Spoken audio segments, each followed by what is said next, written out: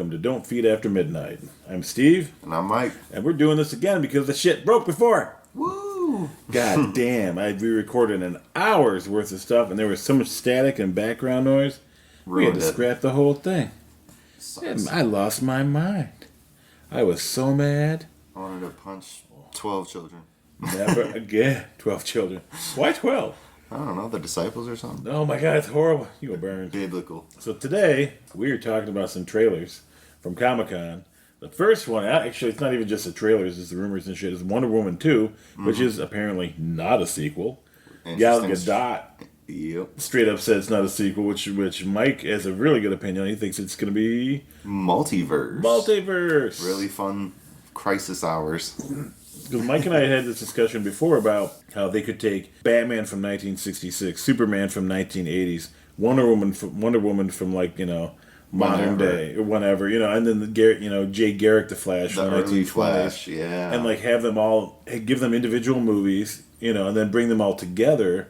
From the multiverse with a Crisis on Infinite Earth sort of thing, and then you could do a Dark Superman. Yeah, you could do a Red Sun. Like movie. You could do a Superboy movie and have him be an anti-hero, and at the end have him be so fucking crazy. You know, he breaches the walls of the multiverse and goes up against these. That would be nuts. I mean, the thing is, like, you can do so much with a multiversal. Because the second they do multiverse, they can do Injustice. Yes, they can do.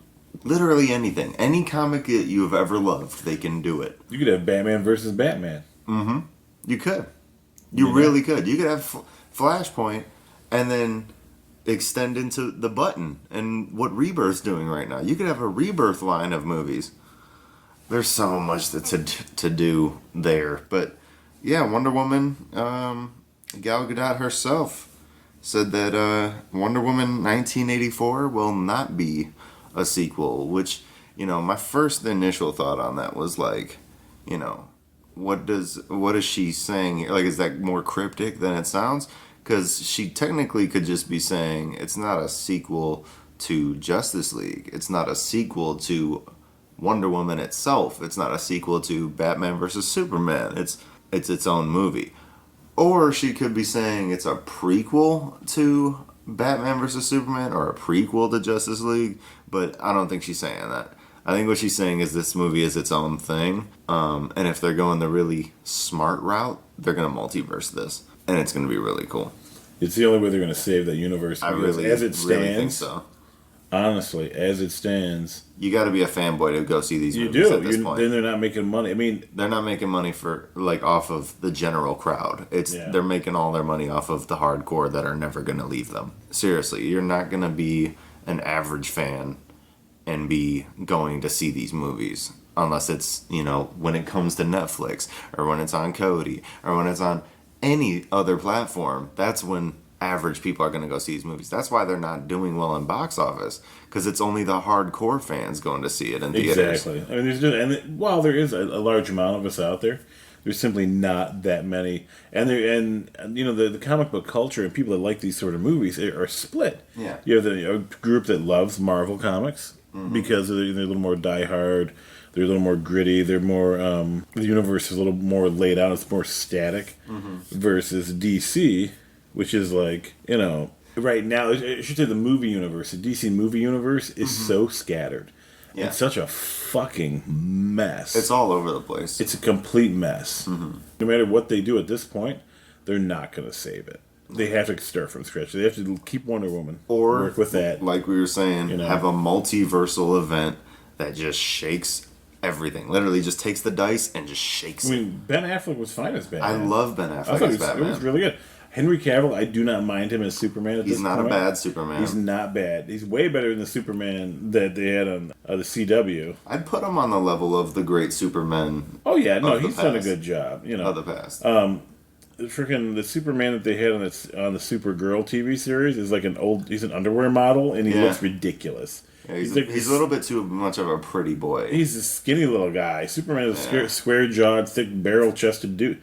No, this guy is skinny and very pretty. His hair. He was the dude that was on Teen Wolf, the MTV reboot TV series. It's just, as soon as I saw him pop up on Supergirl, I was like, all right, I'll look that up. Let's watch. And I watched the And video it's like, clip. why is he Superman? Oh my god, He doesn't. He's not even a man. He's a super boy. He's a super. It is not a man. Super that boy barely legal. You got no facial hair. What else with Wonder Woman? You have fanny pack wearing what's his name? Fanny pack wearing Chris Pine, which that's where I get the idea of multiverse because we watched him die and well, we know so the plane blew up. But he was in it, like, exactly. And that was there was no getting away from it. They said he died in the movie. They specifically said, and her being a superhero, like her having the ability to hear at a distance, her having the ability to fly. I'm sure she at least went to where that plane crashed and made sure. Oh, I'm sure. You know what I mean? Like, she would know if he were alive. So, him showing up in this movie, I don't think it's PTSD. I don't think it's her, like, having him as her inner ghost, you know what I mean? Like, where she sees him instead of, I don't know, her mother. But, like... Yeah, right. Well, wait, no, her mom's not dead at this time.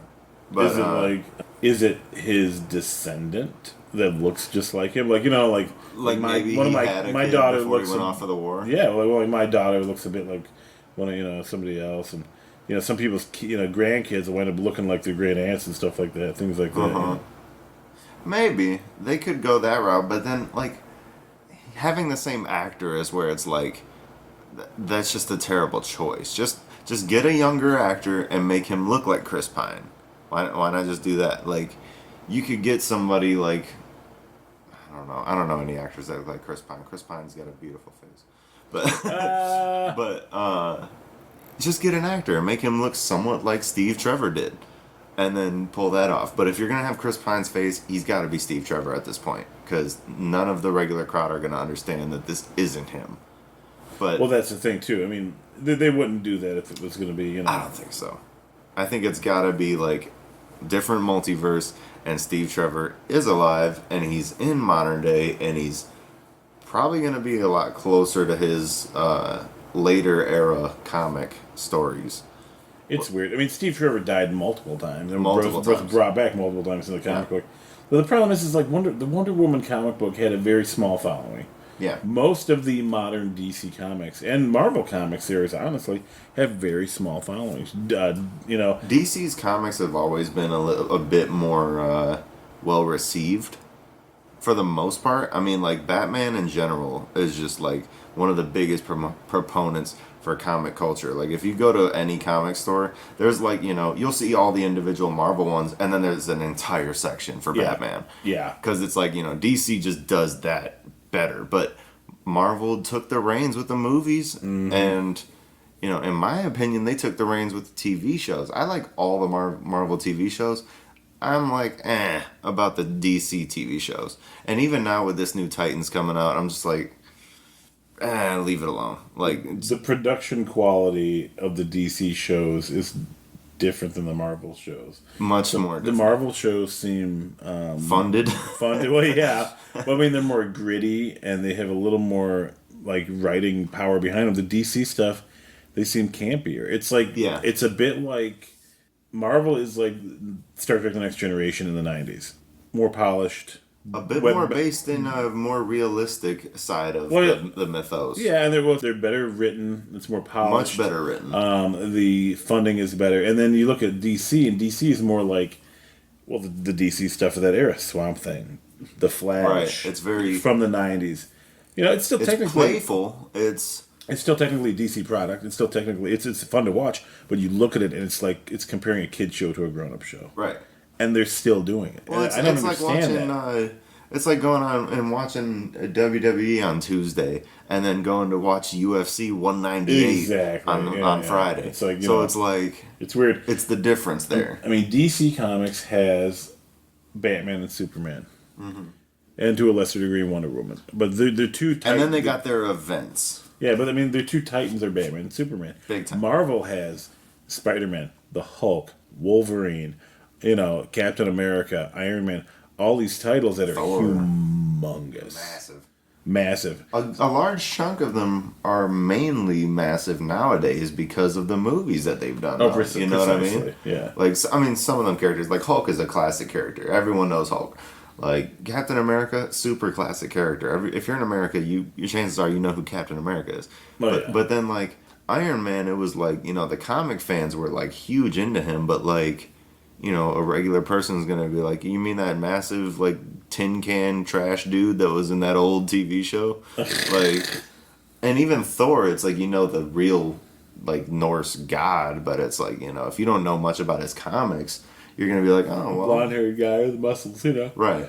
I mean, it's a very traditional idea for a superhero, but I mean, it works. Yeah, it works. And DC, it's like, I feel like they got wrapped up in thinking like, because our comics only sell through Batman and Superman and sometimes Wonder Woman, depending on the stories, because she's got some really good stories. That's all they need to worry about. But it's like, you have so many characters. You could literally do probably a full 5 years worth of just villain movies and be fine. Yeah, exactly. Like, DC's villains are much more fleshed out, in my opinion, than Marvel's villains. Like, Marvel's got big villains that'll take out like the entire universe worth of shit. But DC has so many small villains that are like, they're important to the hero himself. Like, they're personal. Like you got like Batman's got like 12 villains. His rogues gallery is pretty heavy. Like, Flash's rogues gallery is even pretty. It's pretty massive. But but I mean, the thing with like Marvel is that I think they don't need to have like such a dedicated villain fans. There's the way their writings have been and everything. Like you look at like not lately, of course, with the TV series, Doctor Doom and stuff like that. But you say Doctor Doom, people know who that is. Right. You say like the Mandarin, most people have no idea. Right, no clue. The same thing can be said with DC. I think both companies, both IPs have a good group of people to work with as far as like characters and things like that. But source. DC's not doing it properly. No, they keep fumbling. They keep fucking up. Big time. And they can't stop fucking up. Like it's almost like they like to mess up.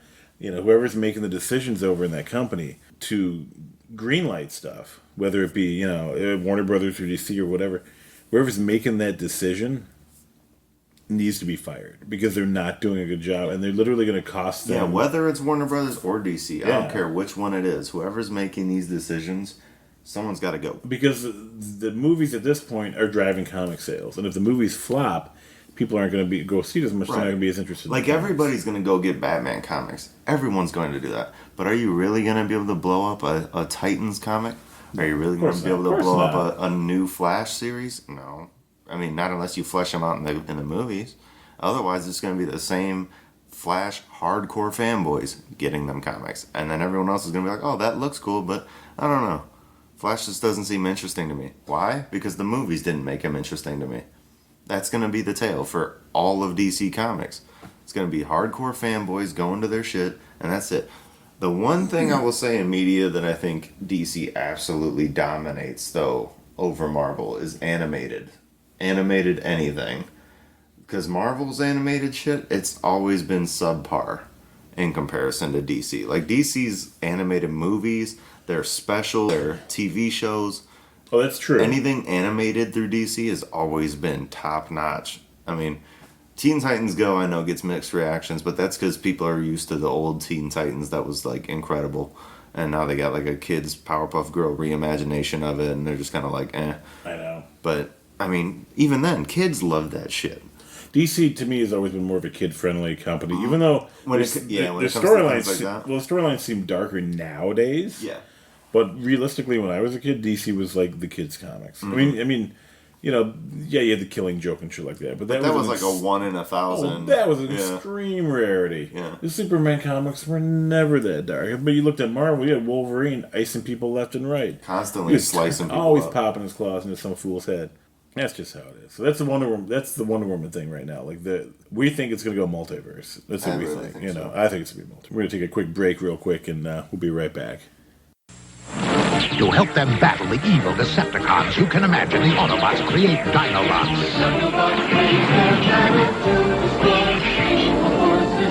Decepticons attacking! Dinobots! Grimlock and Slag will stop Thundercracker. Each sold separately. more than meets the eye. Transformer Dinobot Grimlock. Other Transformers sold separately from Hasbro. How'd you like that? That was nice. We certainly didn't just start talking again and just pretend we take a break. That definitely did not happen. No. We spent a good minute and a half talking about other I stuff. peed twice. You lie. You peed twice. Boy, you nasty. Sprayed all over. Barbershop's on the TV right now. We muted it. Mike and I are talking. We keep looking over like, look at Ice. Ice Cube looking sexy in his 30s. He's got that disconnected mustache. That sweet and mustache. Yeah. It's like disconnected mustache and goatee. That's awesome. What was I going to say? What else did we see? The Venom trailer looked amazing. He's biting somebody's heads off. We didn't see it, though. No, we didn't get to see it. We got the visual description. And they were like, that first trailer we got when he's got the guy held up and he's like, the guy's like, who the hell are you? And then Venom folds over and he's like, we are Venom. Like, apparently he just eats that guy's head off, like right then on the spot, which is fucking awesome. And apparently there's also multiple other scenes where he's eating heads. I heard there was a quick shot of Carnage. I heard there was a Venom using axe hands, which was really cool, and he was just chopping people. Yeah. I love that. And no spider on the chest. They said this is Venom before Spider-Man. So before he met Peter Parker. Yes, this is much before Peter Parker. That's interesting. So they're introducing him to Eddie at an earlier date. Yes. Before he meets Peter. So you gotta wonder how they're gonna do that if they do that same general storyline where Eddie Brock. For those of you that don't know the story, which most people do, Eddie Brock was a journalist at the same paper that Peter was at. I think. Bugle. I don't know if he was Bugle, maybe. I think he was a different paper. Either way, no, he was at the Bugle. Yeah. And basically, what he did is he reported on this guy, this Death Eater, murderer guy, whatever. Mm-hmm. He was going to killing people with a shotgun. Well, he got this tip that he didn't investigate fully, and he outed this dude as being this killer. And the guy took the rap for it. It was like, it was me, yeah, it was me. And the guy wound up, I don't know if the guy wound up dying, or yeah, I think he wound up going to jail and like dying in prison or something. Like anyway, it turns out like while he was in custody, another murder happened. So it was the exact same MO that the killer happened. And so basically, the guy that admitted to being the murderer was just doing it for attention. He was a serial confessor. He confessed to the murder because he thinks God wanted him to, whatever. So Eddie Brock basically he's just accepting the punishment for other people. Yeah. So the newspaper had posted a retraction, and as a result of that, Eddie Brock was fired. Yeah, he lost all credibility. And he blamed it because Spider-Man is the one that basically caught the real killer. So and they bastardized the shit out of that in Spider-Man. Yeah, they did. So basically, Spider-Man proved Eddie Brock had gotten the story wrong, so Eddie Brock got fired. Mm-hmm. And then he went to this church. He was seeking, he was just sad and angry. He hated everything, hated life or whatever. He hated Spider-Man. He hated Spider-Man. And that just happened to be the same church where Peter had just driven off the symbiote by using the bells in the tower to drive it off of him because it was trying to bond to him and he couldn't get rid of it. He had gone to the Fantastic Four and they had separated it, but it had gotten out again. Yeah. Naturally. So it was, naturally, yeah. Which is interesting because the Fantastic Four were involved with Venom, so Mr. Fantastic was aware of Venom and how he works. Right. So Eddie Brock's the symbiote sees Eddie.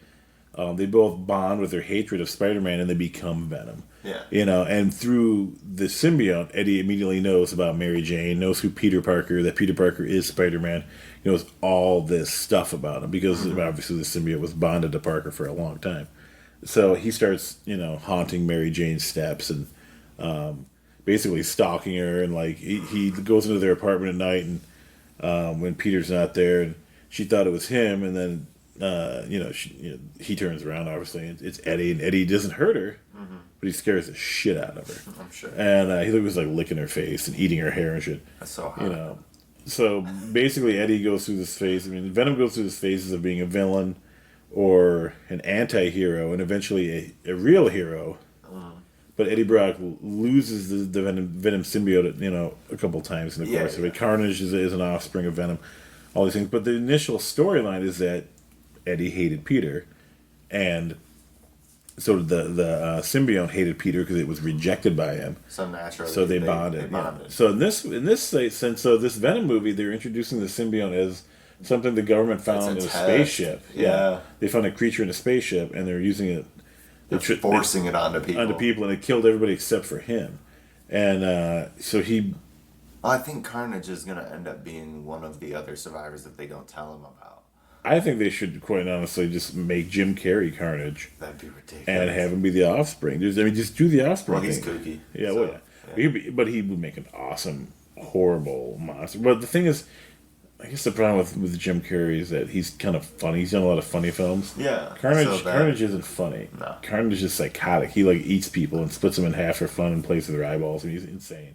He slaughters people for no reason whatsoever. Right, literally no reason. And thousands of people. So yeah, you're looking at Venom is set up in that way where it's introduced. The symbiote's introduced way earlier. I don't know if It's Peter almost enters like- into it or not. It's almost like they're merging Agent Venom style Yeah, storylines. because he's a where it's like the government wants to put it on him rather than it naturally happened. And I wonder if now who's putting this film out though? Is it Sony? Or It's is Sony through Marvel. So they've done that before with Homecoming. Spider-Man. Yeah. So you got to wonder if they're setting it up. That'd be yawning. If they're setting it up so that they can do the Spider-Man Venom crossover and just kind of build to it, Right, know? they can do it in 6 years and Yeah. just have it ready. But for that to happen, you would have to not explain what year this movie takes in, and then have Eddie be 26, and then when Tom Holland is actually that age or near that age, when he's 23, 24. 'Cause what is he now, 12?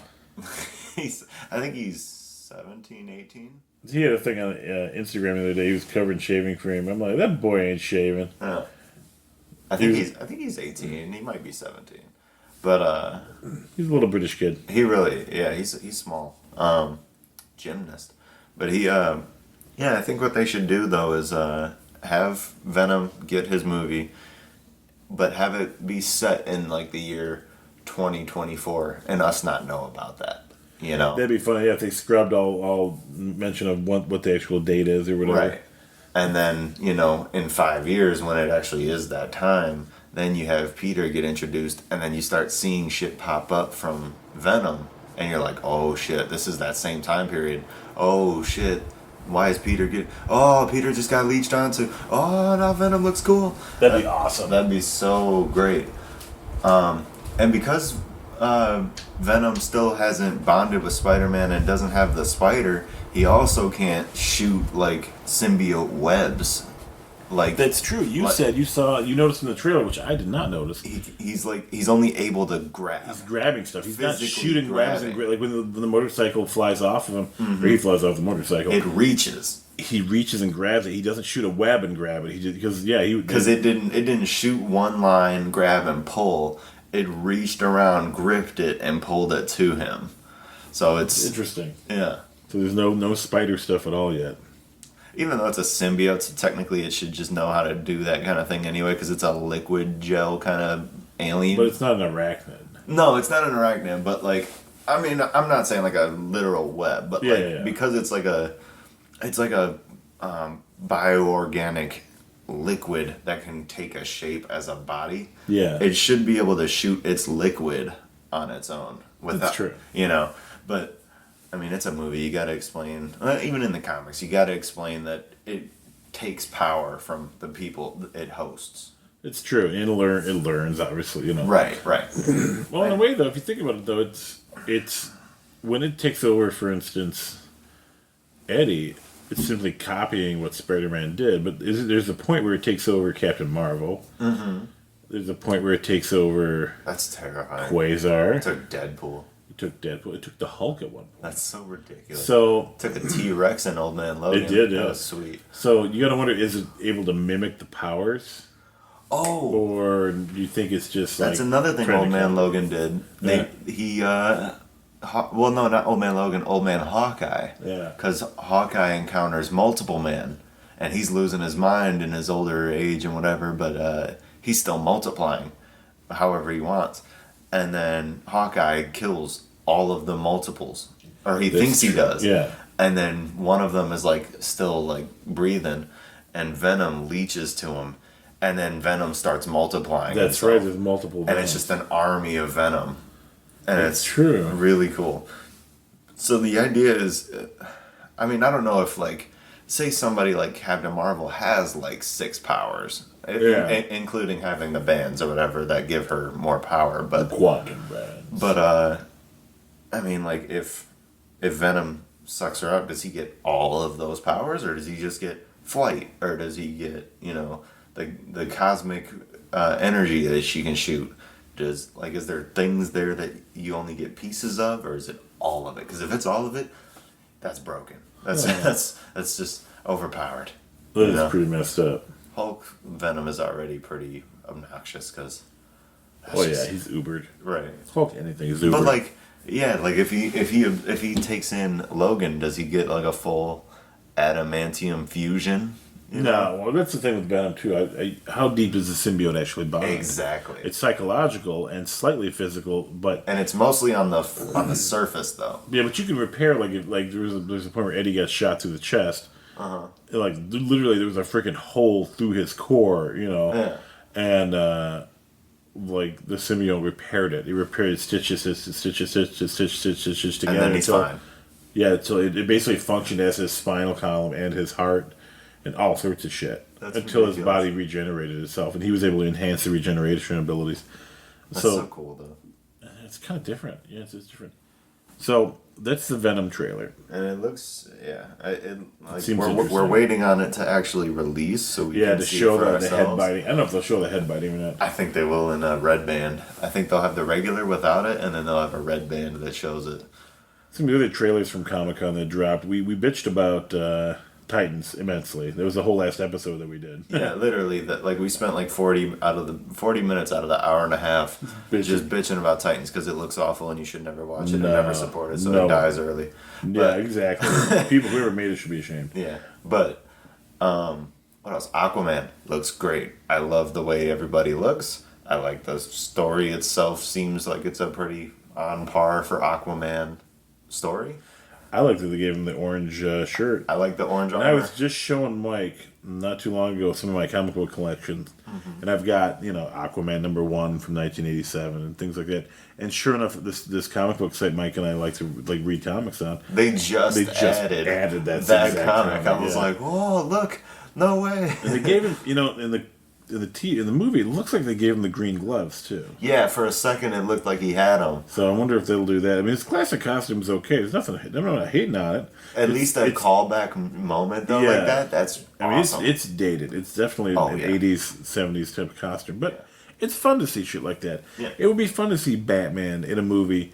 The classic 60s costume, even if it was fucking up on a wall. Well, if you notice, the outfit his brother is wearing in the movie though is the outfit that he wears in Justice League, the silver and black outfit. Well, there was another Aquaman that started, I want to say, in the late 90s, and that one he wore blue and black, and it was like a bodysuit. Okay. And it was kind of like jaggedy looking. It was interesting. Like, it was hard to explain. I didn't read DC Comics that much back then, but I know it was. They went through a lot of changes. I mean, they tried the death of Superman. I remember when that happened, and everybody's like, "Oh, they killed Superman off. Oh, he's not profitable anymore, or something." All of a sudden, he's super profitable. And then they started doing that with everybody. They did that with Superman. Then they did it with Spider-Man, and they did it with Captain America. Well, they did it with Spider-Man for a good reason though. They fucked up and made him marry Mary Jane. And then they were like, well, now you just put an age to him because that means he has to be above a certain threshold here. And then now that you put an age on Spider-Man, you just killed our future comics. So we got to kill him off so we can restart this so he's ageless. Yeah. I remember there was a documentary on like old comics and then where they fucked up. And that was like one of the biggest points. They were like, we never should have let him marry. Like, that's why we started killing off Gwen Stacy every chance we could, because every time they get together and they push further, it leads to problems. Yeah. And, like, It just drags on Gwen Stacy. future stories. And then there's the whole Whatever. thing where, like, in the future parts of it, like Harry and is it Harry and Gwen? It's Harry and one of his girlfriends. Harry and Gwen are together in some of the stuff. Yeah, and it gets weird, It's very strange. I don't really understand it. which is a big reason why they just don't let Spider-Man marry anymore, because they're like, we fucked it up so bad in the past. There's certain things you just don't do. I mean, it's fun to have Logan not have all his memories. Right. It's interesting Because it when he leaves stories Yeah, well, for yeah. the future. And it's interesting when he does get his memories. Mm-hmm. But for the most part, like... Well, like with Old Man Logan, he's in this world where he lives a full life. And it's a full life that's documented through every comic you've ever read of Logan. Or at least every main 616. And then you get to a point where it breaks off of 616 within the time tree. And that's when all the villains decide, like, let's gather up. Let's take the Earth. And then they fuck it all up. And now it's just down to Logan, Hawkeye, and everywhere else is scattered around by villains. The second that moment concludes and he gets back to baby Hulk, Yeah. he loses memory for a second, and then he teleports, and he has no explanation of what just happened. Yeah. And now he's in a different reality, and he's like, what the fuck happened to the baby? Where am I? My family's still dead?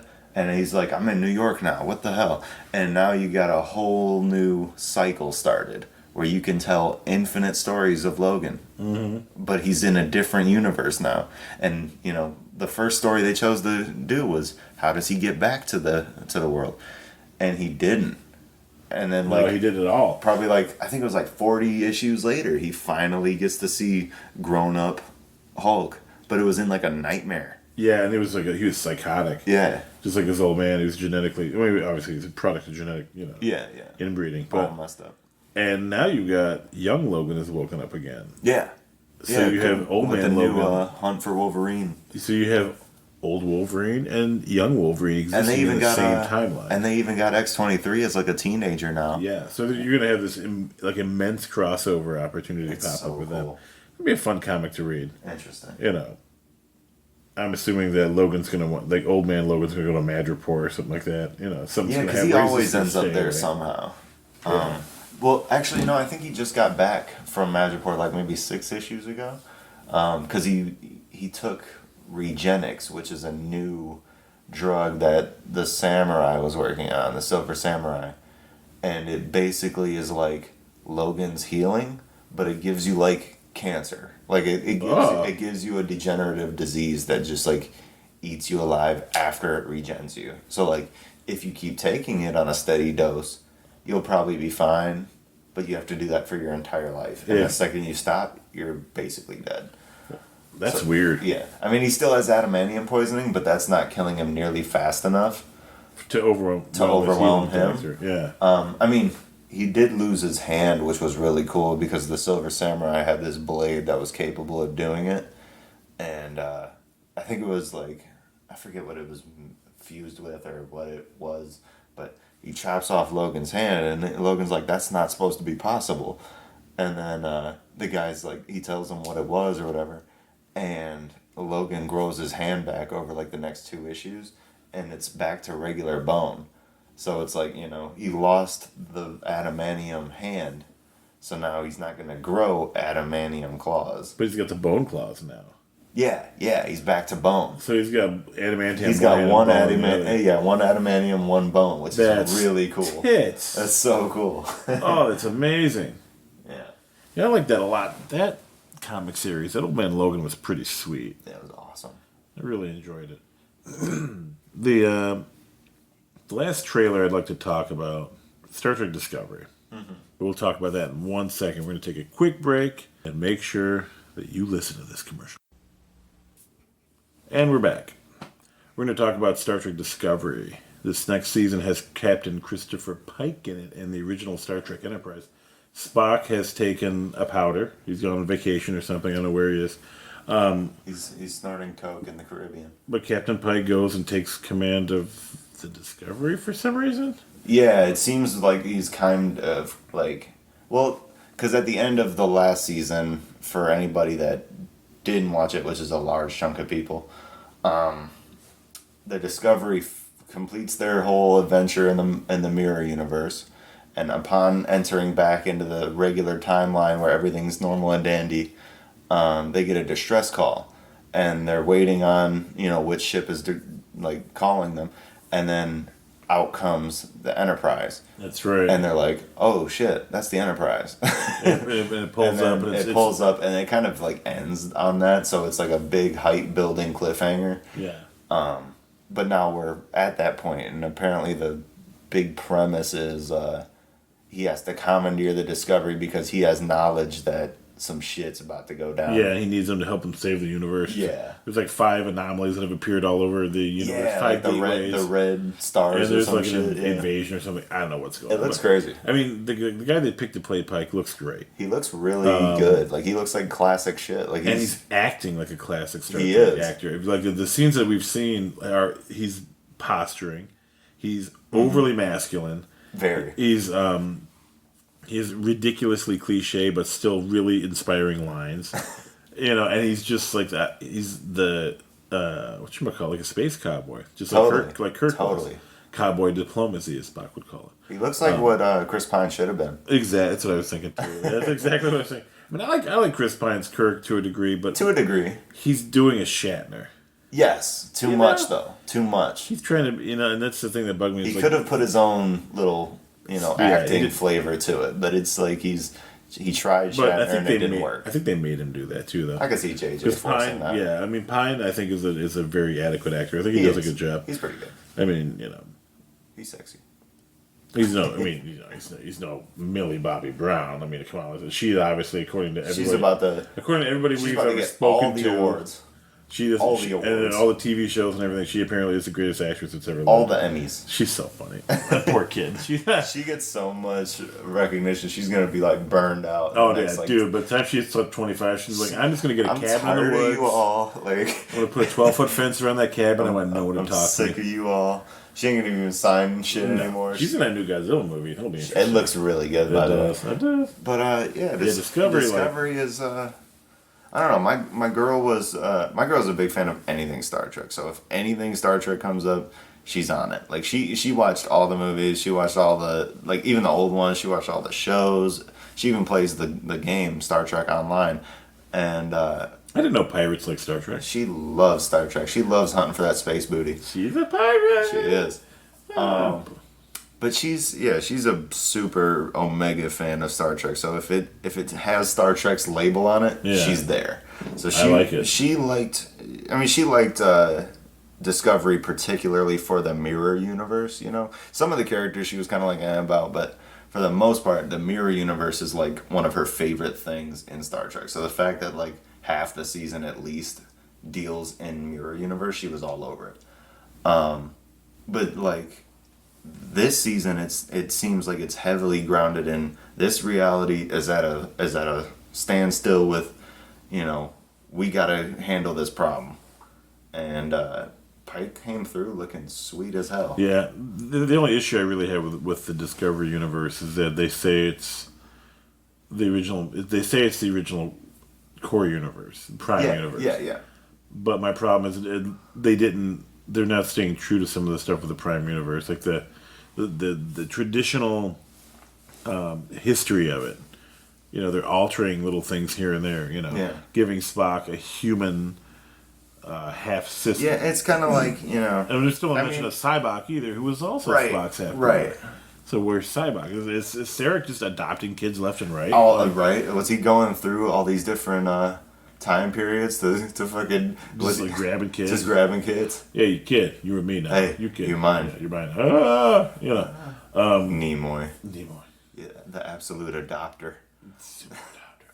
So and that's the weird thing. I don't know. It's kind of the fun. look of the Enterprise. They didn't make it look like a Constitution class. It's not gray. It's not. It's somewhat similar to the original design. It looks like they took it and just added a lot of saturation to it. Well, that but, wasn't really supposed to be there. And I mean, I don't mind them adding more lights. I realize it's not going to be exactly like the 1960s design, but they should have kept Well, it. it's supposed to be pre-Kirk. But the thing is like the Constitution class, they need to keep that the way it's supposed to be. Yeah. If they want to do a show and make the ships look newer and different, whatever, do a different fucking show. Or do a different ship. Or do a different... Like they do with Discovery. It's experimental. It's different. It's a very experimental ship design. Only one of two, and the other one's destroyed. Right. You cannot take a Constitution class starship and... do something they can't complain about. You know? Well, yeah, I mean, because this is the thing. This is lore. This is near and dear to a lot of our hearts. Fanboys are gonna go crazy when you fuck it up.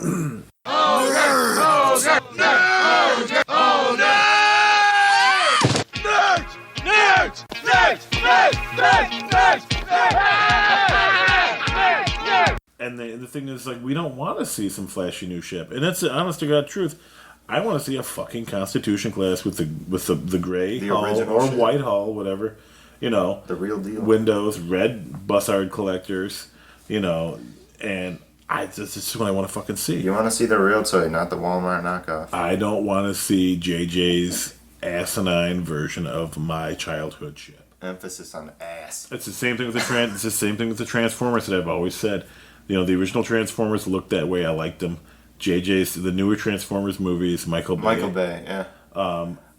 They're fucking obscene. They're all naked. They have no armor, which makes no sense whatsoever. The only one that really had armor was Optimus, and even then his groin was exposed. Everything's exposed. There's no fucking armor. It was just his chest plate and his calves. When you can shoot beams of energy and projectile weapons and not cover up your innards? And see, now I'm glad that the Bumblebee movie, at least they're taking a step back and making Bumblebee look somewhat more close to the origin. Like, he's even got the horns. The horns. They're not pointy though. They're not. Well, they kind of are. I seen the second trailer of it. It looks a bit more pointy than the way the first. No points on it. No, they did. They're well, the first one. The nubs. They showed him all squared off at the top. The first one, he was all whimpery and like a little bitch in the garage. The second one, it looks a bit more hardcore. Like when he flips the hood down and he looks like a damn Yellow Jacket.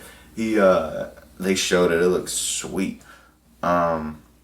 And I found out, I don't even think, or I think I found out, I'm pretty sure I read this, that it wasn't even Starscream, that jet. It was a different Transformer. That's supposed to be Starscream. It's not supposed to be him. It's a different Transformer that there's only three original. There's Starscream, Thundercracker, and Skywarp. That is it. I think it's one of them, but... Well, it can't be Skywarp because he's not purple and black. And it can't be... it can't be Skywarp because he's not purple and black. It can't be Thundercracker because he's not... blue, so it has to be Starscream because he's gray. I'm gonna look it up, but it'll be interesting to see. I'm glad. The problem I'm having right now, though, is you have Transformers 1980s, Wonder Woman 1980s. You know, there's ever since Stranger Things came out. I mean, I'm an 80s obsessed. Obviously, you know, our podcast, we post a lot of pictures on our Instagram, the Don't Feed After Midnight Instagram account, of 80s video games and shit like that, 80s movies, because it's fun. You know, but a lot of these, it's ever since Stranger Things came out, these companies have gone 80s crazy. Everything is 80s. You know, they're going to do it like Wonder Woman 80s, like I said, and they got, you know, it's just a little annoying. Oh, it is Starscream. Of course it's Starscream. There was speculation that they might have been fucking around. Paramount might have been fucking around and making a completely new Decepticon. It's stupid. And then they were and then the director came out because it's not Michael Bay this time. It's a different director. Thank God. But they were don't listen to them rumors. This is Starscream, and he is meant to be the nemesis of Bumblebee in this movie. He's the one that Bumblebee is oh shit, he's coming through, and then Starscream's oh shit, he's there. And they kind of have this back and forth hero villain thing. Them two. The thing is with Bumblebee and Starscream traditionally, Starscream would never go, oh shit. Well, not literally, they're supposed to see each other and think that's my enemy. That's the guy I gotta fight. Not they're gonna see the side guys and think, attack them first. If Starscream saw Bumblebee, he would just kill him. Right. Because Bumblebee can't do shit. As soon as he could. They fucking OP'd Bumblebee in these Michael Bay movies. Yeah, but... So bad. He was always supposed to be the little kid psychic. We were supposed to look through Bumblebee's eyes and see the Transformers through his eyes. I think that's why they chose him, though, because He was the closest to what the viewer was supposed to be. But they didn't do that though with the new movies. They made him like have a big gun, he's powerful, and he can fight. Not in the way that the animated did though. They did it in a way where he's the closest relatable to the main character, and used that as the drive because he's always with the main character. If you notice, in every single movie, Bumblebee is the one that connects the human. Every single time, whether it's Shia LaBeouf, whether it's Mark Wahlberg, whether in this new one it's I don't know. I think it's the girl, teenage girl. Oh, or that's some right. shit. Yeah. But no matter what, it's Bumblebee being the human partner deal. I never even saw the last Transformers movie. I kind of gave up on him. I mean, I felt like I was too deep. I was like, I had to watch it to get it out of my system. I don't like him anyway. I'm a Gene 1 fanatic. There's no need. I mean, granted, the movie from '86 was was just to sell toys. I mean, they killed off a lot of the old characters just to bring new toys. I like the Beast Wars stuff in the last one, but they kind of fucked up Unicron and made Unicron Earth. And it's weird. I watched. It was just a weird concept. Some of the original Beast Wars when it came out because the CGI was interesting. You know. Oh wait, no, I didn't mean it. You're talking about Beast Wars Neo, right? Where like they had Unicron. Where they? Well, I mean like where they had the dinosaurs and shit. I think there was Beast Wars Neo or Beast Wars 2, something like that. Yeah, it might have been. It ended with. Oh no! You know what? You're thinking of the last Transformers movie with the Dinobots. Yeah. And everything weird. Yeah, where Unicron. Yeah, that's weird. But they didn't make Unicron like a planet like how he Separate. was. No, he was one of his horns is One of his fucking horns Gobi is Desert or something. Right, like it was like he had like 3 or 4 horns poking out. It wasn't just one horn, which makes it not Unicron because he's not anything. It's so stupid. But yeah, it was just that was weird. But everything else, I was like, I'm glad they did the dinosaur bots. I mean, Mark Wahlberg is Mark Wahlberg. He's like Tom Cruise for They had to Michael do the Bay shit. Dinobots. There's no doubt about that. Yeah. Dinobots was that was probably the smartest thing they did in the past 5 movies. But, like, everything else, it's just the same old movie. Every single time. I just don't like it. It's the same movie. I don't like it. All 5 of them are the same movie. Optimus dies like 30 times and then comes back 30 times. That's how they do it. It's very stupid. Every single time. I know. If they're smart, they'll just not do that. They could take the money they're pouring into these Transformers movies and do a full-length feature film Venture Brothers movie. Oh, that would be and have it incredible. super violent and unnecessarily gross. Brutal. Brutal beyond compare, I love Venture Brothers. So that's pretty much it for us, folks. We've covered a few trailers. A whole bunch of stuff. We actually did this the day before yesterday. And there was something and it wrong. got ruined. The recording, something happened with the microphone, and there was a buzzing through the entire thing. It was just like... And there was no way to eliminate it. I worked on it for hours. I promise I turned my vibrator off. Oh, you son of a bitch. I promise. All sorts of different, filters and noise reduction. Didn't do nothing. I could not get rid of it. And when I finally did get rid of it, our voices sounded like we were underneath the water. So I was like, screw it, we're done. We hope you guys have a great weekend. We're going to podcast again next Monday or Tuesday. Probably Tuesday. Because we're going to be working in Toledo on Monday. Yeah. So you can follow us on at DFAM Podcast on Twitter.